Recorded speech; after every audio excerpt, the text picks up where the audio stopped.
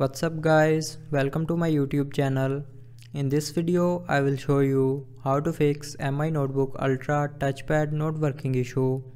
So before starting the video, don't forget to subscribe the channel and also press the bell icon.